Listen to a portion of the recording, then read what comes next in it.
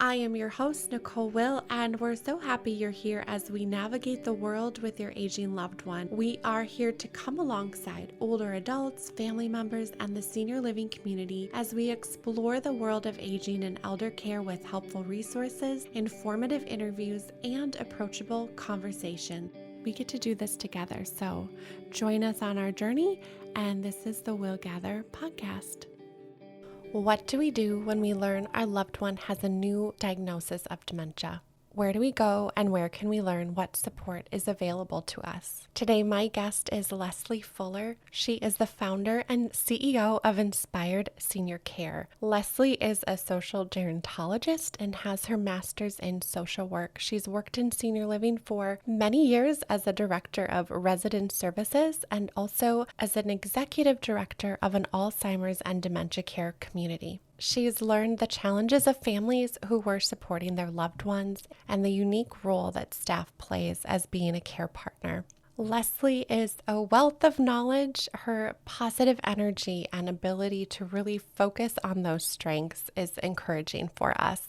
She is also a community educator with the Alzheimer's Association and really creates a community culture that supports quality of life for our older adults, families, and the elder care community. She has taken all of these training tools and brings them to senior living communities and families to support their growth, awareness, and knowledge in the area of dementia care. Today, we talk about how we support families after that new diagnosis, what we can do, where we go for support, what happens when we are stuck and feeling fearful, focusing on the strength-based perspective, being wildly curious. What does that mean? Being a detective. What resources are available? We also talk about the wonderful people in the Instagram world that are truly providing encouragement and support. And we actually tell you who they are so you can go find them. But that was really a great conversation around who is out there and walking through life that we can go and learn from. We also talk about how Inspired Senior Care can support you as a family member and what you can do. Here is my interview with Leslie Fuller. Hi, Leslie. I love the previous conversations that we have, and I'm really looking forward to having you share your outlook with everyone else. So thank you for being here. Thank you, Nicole. I agree. It's right back at you. Our first conversation. Honestly, I know this sounds, you just glow. I mean, when Aw. you talk about what you do, you just glow. So I too, the first time we met, I'm like, ooh, I want to partner with this person. Yeah, So thank it you. really is an honor to be here today. Thank you. I felt the same way. This is going to be great. I've been looking forward to this. And, having you share with us about how we can support families, those living with dementia, really perfectly aligns with the background that you have. How did you enter this world of dementia education? Well, I left an old career in the insurance world for 18 years that I said, why am I doing this? I need something that has to do with humans, with people. And I went back to school and got my social work master's, and I focused in gerontology in that. And in that program, I started with my nuggets doing an internship at the Alzheimer's Association. And then after I graduated, I worked in senior living for 13 years, managed a memory care community for 2.5 years, then became a trainer across the country for a large company, training leadership in understanding what we need to do to support those living with dementia and creating quality lives for them. So after leaving that corporate position, because I was traveling a lot and just realized I wanted to get to know my husband again, I quit that work, and then I started off on my own doing consulting and creating a cultural competency and training program for dementia care communities and senior living communities as well. And I am just absolutely loving it. It's so good. And they need your support. And just to have that extra level of encouragement, information, guiding them through that process is so helpful. And you really have this desire, right, to create those communities that just only enhance how we deliver care and that quality of life for everyone involved. So it's so appreciated. I think in senior living, one of my goals is to help communities, help families, teach families too, because if people are new to a dementia diagnosis, they've never been around it, they have no idea, helping them understand that life can still continue. You still can have quality life. Things are going to change. It's going to be different. And how do we adapt to that? So I spent a lot of my time helping communities, senior living communities, learn that we don't ever want to be a place like that. Our Right. parents always said, don't ever put me in a place like that. Yeah. And we don't have to be a place like that if we learn about communication skills, about relationship building, about understanding. There's just so much that it needs to be taught. I didn't come into this field with that knowledge. I've learned it as I've gone, and I just want to be able to get out there and share that with people and show them how it does make such a difference in the quality of life, the well-being for not only the people who are living in that community, but for the staff too. When you can create a more, calling it a family atmosphere is a little overreaching, but that kind of relationship where you have those interactions like you would with family, right? Well, functioning family. Yeah. But bringing that and helping them understand that can exist, and how do we go about doing that? And I love how you talked about bringing families into that conversation. And I feel like when we have really well educated communities and staff, they can also then extend the example of that to families and help educate and help bring them into those conversations of what they know and what they've learned, and only improve then those dynamics between their loved one and the family and the community. I've been in a lot of different communities, and when the staff are not engaged, when they are a check-in, check-out, do a checklist kind of thing, families sense that they don't feel comfortable and they don't visit as often because there just is not this energy. But when you have a staff who are including them, not just in decisions, but welcoming them when their loved one first moves in and saying, hey, we're all in this together, and seeking their input, seeking them to come in and maybe share a skill that they have with the broader community, just making them feel like they truly are a part of that community. And that's why I never use the word facility, because it's not. It is a true community of people. And once you have staff who understand the importance of those relationships, it's not just staff's relationship with the residents, it's staff relationships with those family members. It changes the entire dynamics. And then you have family members who want to come in, who want to participate, who build up, and everybody gives to everybody at that point. And that's one of the things that I try to teach as well too. It's so important. And you had touched on that new diagnosis, when that happens for families, for the loved one, how scary that can feel. And also, to your point of, you're right, none of us come into this world knowing all of the things and having all of the information. And so we really have to learn and educate ourselves. But starting with, what do we do and where do we start, and how do we interact with our loved ones and best care for them? I know that was a lot in one question, but talking about that first diagnosis, and where do we start? Well, I think, gosh, going from the doctor's office, it all starts, honestly. I think physicians need a lot of education in, they can be very knowledgeable in the what dementia is, what's going on, the assessments and the tests and the diagnosis and all that. But many of them don't understand what it means after they leave that door and go out for the next 6 months, year, 2 years, 5 years. Oftentimes physicians will say, well, here's your diagnosis, go get your affairs in order. And what help is that? And that, I think, is what oftentimes starts that fear, because there's no guidance in that. There's no future in that. There's just, it's ending right now. And that's so not true. So again, specialists like myself, I think, need to go out and help those physicians understand what it looks like after that diagnosis. If you have someone who has been given a diagnosis of diabetes, they oftentimes will then say, let's get you set up with a nutritionist so that they can help you learn what to do going forward. Why don't we have that in place when somebody's given a diagnosis of dementia? So I guess that doesn't answer the question, but that is an issue. So my suggestion for someone is, number one, you have to find a network of people to support you. Hiding it from family is not a great idea. Trying to just do it on your own, I can handle this. That's one of the worst things you can do for yourself and for that individual. So opening up to the people that are closest to you and saying, hey, I need partners in this. I don't know, but I'm on the journey of learning. And then start learning. Anything that you can take in and start building upon is going to benefit you and those individuals.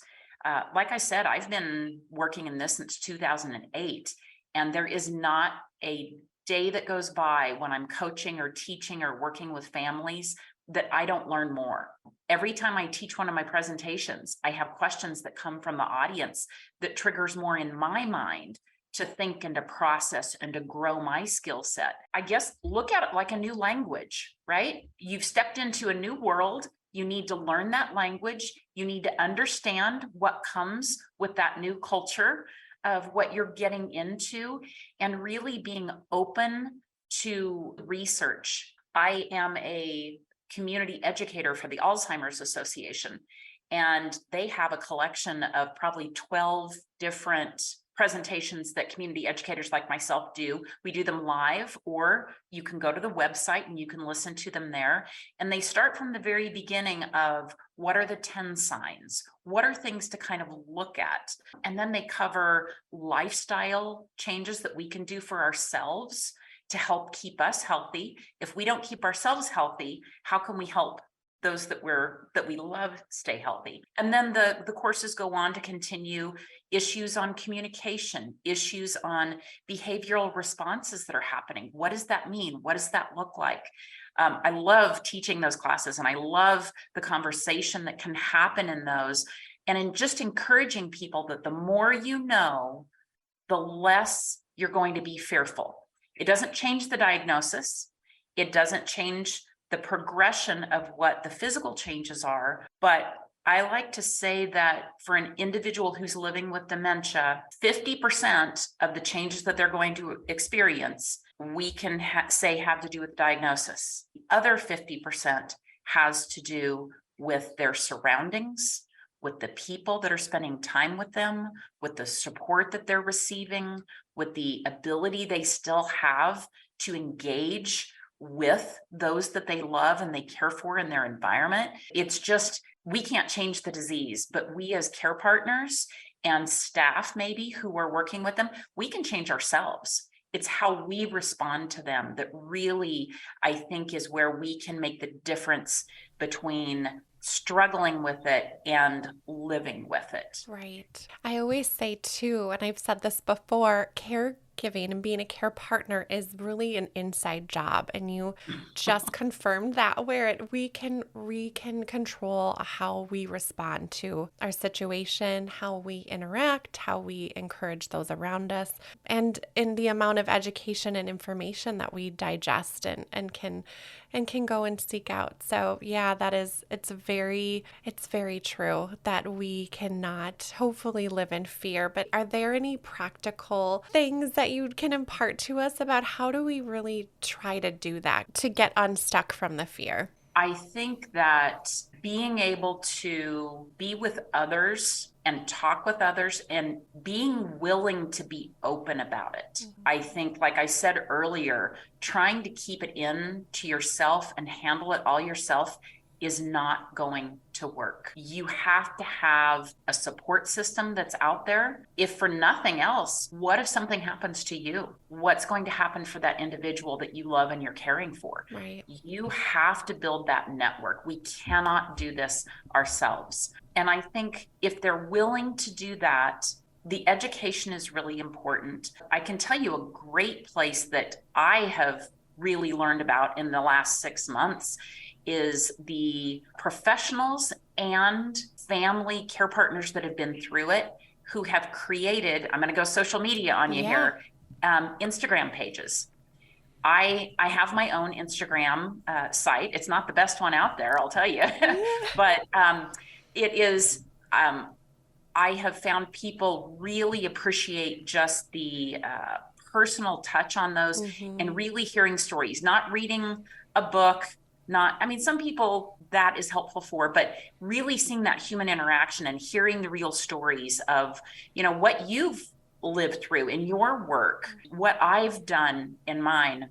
So the Instagram accounts are real people who either professionally, this is what they do day in and day out, is help coach people and work with those individuals who are living with dementia to better their lives.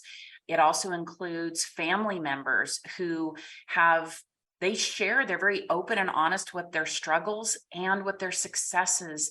And some of the videos are just so beautiful and touching and heartbreaking and encouraging. It's real life and understanding. And I, even as more on the professional side, watching those videos of the family caregivers, I learned tremendously from them.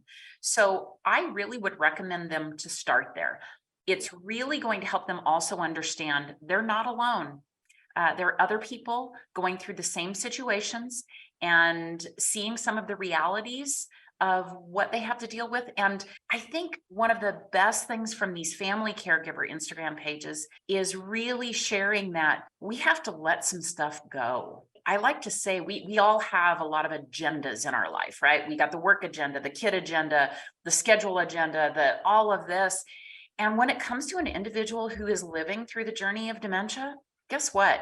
All those agendas are out the door. And if you're constantly trying to fit them and their schedule into your agenda, you're going to struggle. And so when you see somebody actually able to kind of let that go and come to that realization that, you know what, it's not my agenda anymore, it's theirs. And what can I do to make that the best it can be? One of the quotes that I've heard recently that I've really added into my talks is that you have to realize that the facts don't matter as much as the emotions matter. So for example, if, let's say, your neighbor Susan walks in the door and mom thinks Susan is her daughter, do we really need, and it makes her happy, right? Oh, her daughter's come, she's happy to see her. Do we need to correct her that that's not her daughter? I mean, factually, no, that's not her daughter. Does that really matter? That's just a small example, but I think situations like that, when they can take that and practice, really identify that and say, you know what, we talked about that. I'm going to try this right now. I'm just going to let it go and say, doesn't Susan look gorgeous today, Mom? Give her a hug and have that beautiful moment and say, that's okay. When you can start building on those moments that you've learned from these other individuals, it's just, I think that's when the growth starts happening, and it's growth internally as well as it is for that individual. It gives us permission to, in a way, to try some things that we've learned from others, or know that they're feeling like it's a hard day too, or capturing those moments of joy. And we can learn so much and feel supported, like you had mentioned. Do you have any favorite people? I don't know if favorite's the right word, but those that you're like, oh, they're just sharing some really good stuff. Yes, definitely. If you would like to see mine is Inspired Senior Care. That's what it is. Mhm. Another one is Be Light Care, BELIGHT Care. Adria is a speech therapist. And if you just watched her videos and didn't know that, you would be surprised, because she comes across as speech, physical, occupational, Yeah, music, human, all the things. social work. She's got it all. Yeah. Adria, if you're listening, we love you. Yes, yes. Another one, I've met Carrie. She has Dementia Darling. She actually lives here in Nevada as well. Then also Dementia Care Blazers. She's great. The Dementia Guru. I've watched some of hers. Mom of My Mom. Have you ever seen I hers? have, yes. She is just a Yeah, delight. yeah. And I think what I love about all of these Mm, individuals is they come at it we all come at it from different perspectives. I had a grandfather who lived with dementia, but I was younger and I look back on it and I can see that, but I don't have that familial experience with dementia. I've worked in it for years and I've supported many families and individuals, but I don't have that perspective. We have these family members, we have therapists, we have nurses who are a part of this. So everyone brings a slightly different perspective, and you take from them what is going to work for you, because what's going to work for you, Nicole, won't necessarily work for me, won't necessarily work for Adria. But we all give different tools to put in that toolbox, and then they can reach in and grab whichever one that is going to work for them. And maybe it works today, maybe it doesn't work tomorrow, but that's okay. It's still a good tool to have at your fingertips. Absolutely. When you were mentioning some of the people that you really like to follow and learn from, you can't see, but I've got my list, and you listed those that I had also written down. So that is so great. We're on the same page with that.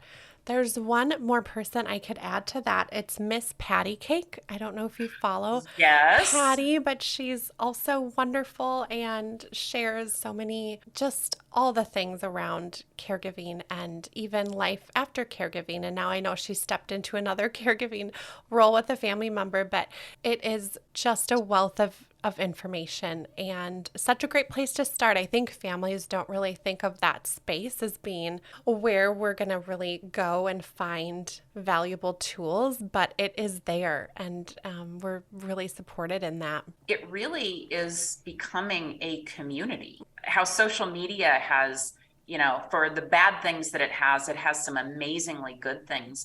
Another one, have you ever followed MJ Grant? No, but I'm writing that down right now. Her mother is deaf. And so she grew up knowing ASL.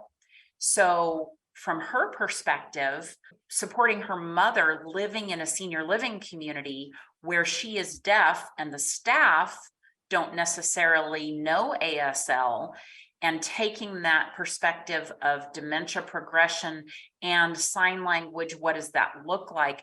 She is for anyone who may have hearing difficulties or have someone who knows ASL, that is a must watch. She has an awesome page. I honor her so much. Yeah, thank you so much. I wrote that down, and I will include all of these fabulous people in the episode description as well, so they can go and find and click on that link. Can I just also say that if we've thrown a lot at you, and there are more, and I'm sorry for any that I follow that I haven't listed here, but there are about 15 of them and we can't do all. But if you go into your Instagram and just do a search for the word dementia care, you will start seeing all of them, and just play around, find the people that you really connect with. And because there's some that I get more out of than others, and vice versa, it just depends on your situation and your personality. You're unique.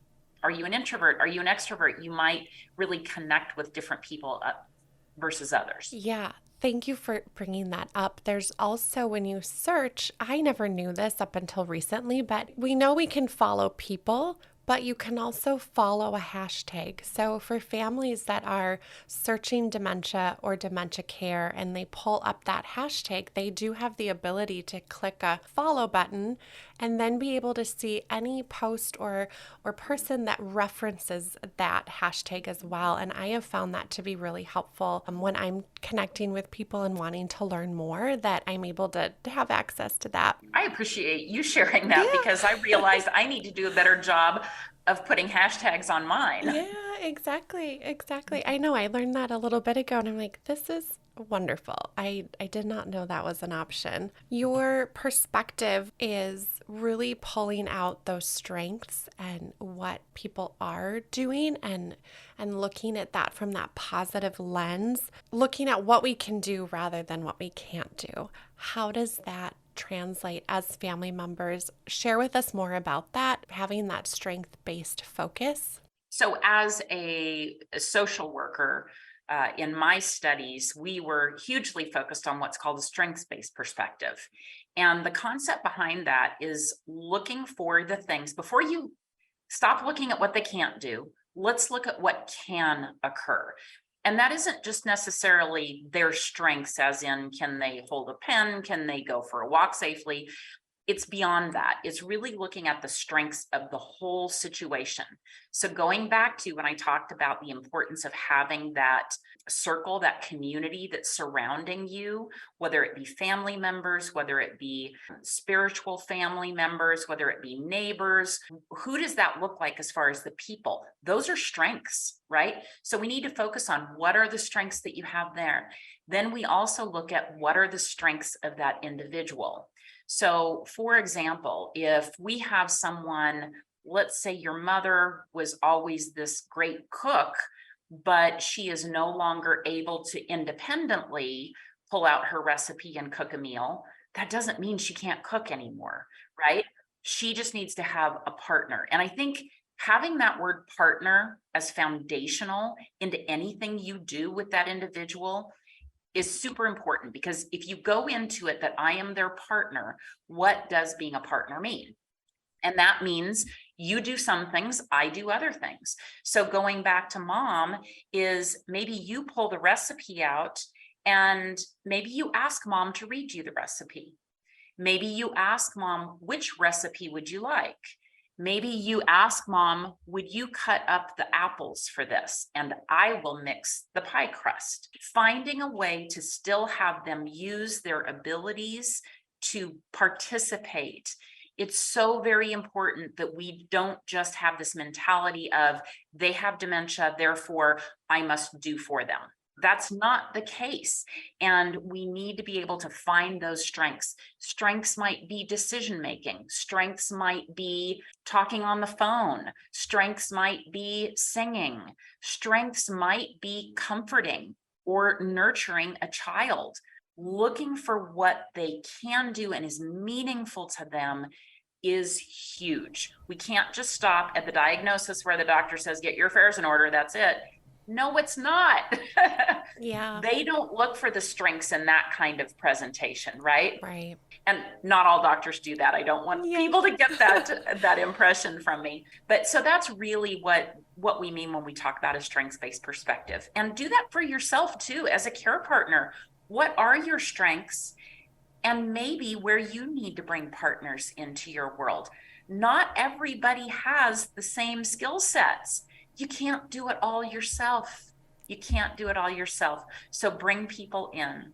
That's such a good reminder. I think we try to do it all ourselves and then we are exhausted, and bringing that team in, that is such an amazing reminder for people that find the partner for us too.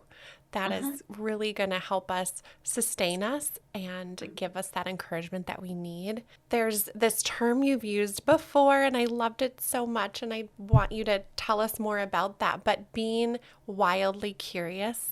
What does that mean to be wildly curious and being a detective in this journey? So I use that term when I'm talking with family members or staff about your loved one, the person that you're caring for, something they're either upset, maybe they're angry, maybe they're sad, their actions and their reactions to things are not what they typically are.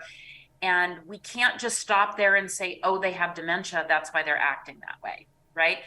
Because for you and me, if at the end of the day, you come in and you are stomping through the house and slamming cupboards and stuff, your husband isn't going to say, oh, we must give you a pill, we must calm you down. What would you want your husband to ask you? Yeah, what's going on? Honey, Is everything okay? Yeah, what's going on with you today? This isn't, I want to be there for you. What's going on? So the same thing with someone who is exhibiting one of those characteristics, we need to start being curious. What is going on? And so being wildly curious is we have to look at many things. We need to look at the environment. Is there something going on? Like the noise that I can hear outside is kind of nagging at me right now? I'm worried that it's upsetting you. Or is it too hot? Is it too cold? Is there too much chaos going on? Am I bored? Have I had a super busy day and I'm just overwhelmed? Did somebody come to visit that caused a ruckus and that kind of planted a seed that I took on? Because very oftentimes, people who are living with dementia really soak up the emotions and the mood of what's put in front of them. So, was there something disturbing going on? We have to be willing to step back and look at their environment. How did we treat them? Did we rush them? Did they feel demeaned by somebody, right? Did they feel that they were being treated like a child? There's so many different things. And this is just their way of trying to communicate to you that something isn't right, wasn't right. So first thing, we need to acknowledge that their emotions, to say, Nicole, you seem really sad today. Are you sad? Yes, I'm sad. Let's sit down. I want to hear you. Acknowledge that. Don't just try to make her not sad. Let's let her share those genuine emotions, because an individual who's living with dementia still experiences emotions just like we do. And we want to be heard. They need to be heard. And sometimes they're not able to tell you what's going on. And that's when it gets harder, but you still have to be that detective and try to unearth things. Or the analogy of peeling the layers back on the onion, whatever analogy you want to use, to really being thoughtful in how we're looking at what it is that's happening for them and what might be underlying causes. It may be physical. It may be they're hungry. It may be that they're constipated. There's so many different things. So we have hard work to do, but that's also why it's important to have these people surrounding you who have all this experience that you can reach out and say, I'm at a loss. What do you think? And people can help you through that and maybe talk through ideas. Yes. And the reminder of curiosity means that we keep seeking until we find what that answer is. And so the call to just not give up and pretend that everything's okay or dismiss it, but for the best quality of life for those around us, to really seek to understand what is happening, what's going on, gathering those tools. Yeah, so good. I love that reminder. Whichever of those terms really sinks in for you, really rings true to you. I love that. Seek to understand. Be wildly curious, be a detective, some say. There are all sorts of phrases. And if you can just have that, again, in your mantra of how you look at things, along with being their partner, right? Making these your foundational ways of looking at your situation rather than just, I'm frustrated. Frustration's natural. I get that. That happens. But hopefully coming up with this mindset will help you kind of reset that frustration for yourself. There's hope to getting past this frustration if I tackle it through this lens. I've just come up with mantras as we're speaking, your words about the strength-based, right? So those are things that we could even do after people leave this conversation, is work through the frustration, because we've got to feel it all, and then focus on what are the strengths. I'm going to be a detective. I'm going to show up with curiosity, and kind of go through those different mantras. I love that term, being able to have that be in our practice, because what we focus on and what we think about does actually make such a difference, and then plays out in our mindset and our actions. I was helping actually a colleague of mine who teaches just like I do, and she had her own personal issue that was going on. And I said, you know what was the phrase that she used? I think she said something about, I can't do this. And I said, I'm going to ask you to remove that phrase from your vocabulary, because what you're doing is every time you say it to yourself, you are making that trench a little bit deeper, and that is the way you look at that issue every time. But if you look at that situation and say, I struggle with that, what can I do differently? All of a sudden, it opens your mind to other ways of thinking other than, I can't do that. Right. And I think that if we get stuck in that, this makes me angry, this is so frustrating, acknowledge that's it, and maybe shift that language a little bit to, I feel so bad that I don't know what to do for them. Okay, then that makes you seek. All right, I feel bad for them. How can I transition? Yes, so good. All of that you've shared is just a lifeline for people. And I know that there's so much more, right? It's hard to cover everything in this short amount of time, but it's a place to be to get started. And there are resources that you are able to provide and support families and direct them and encourage them. Can you share with us more about that? Sure. I have created a program that trains staff in senior living. And one of the tools that I use in that, I realized would be so helpful for family caregivers at home.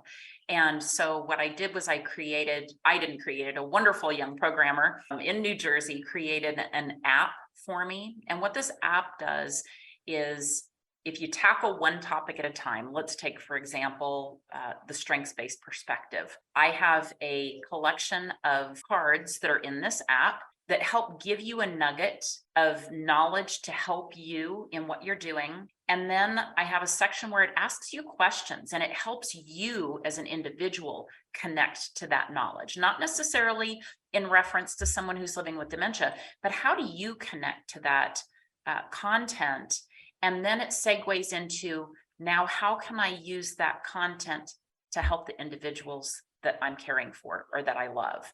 So the app is out there. It's brand new, so it may still have some bugs in it, but if you just go, it's on iPhone and Android.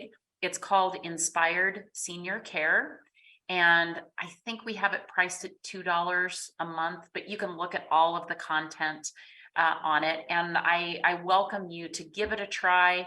And honestly, if you have questions about the content or even just want to reach out to me, my website is Inspired Senior Care. There's a link there to just get in touch with me if you care to. I would love to chat with someone. I encourage families to reach out and find that having those tools at our fingertips, I use my phone for literally everything in my life, and just having that ability because it's seamless and it's easy and it's with me. And I will include your website also so families can go and know where to find more information. But this has been an incredible hour together, almost an hour together, and I look forward to us continuing the conversation and reaching out to families, bringing them into this world of feeling supported. It's just going to be great for them. So thank you, Leslie, so much.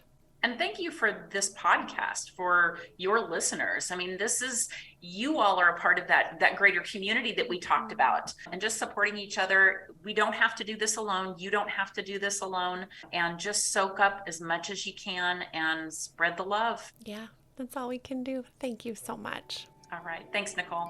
Thank you for listening today. If you enjoyed our episode, please subscribe and give us 5 stars. In all honesty, we'd love to hear from you. Thank you so much for listening to our episode.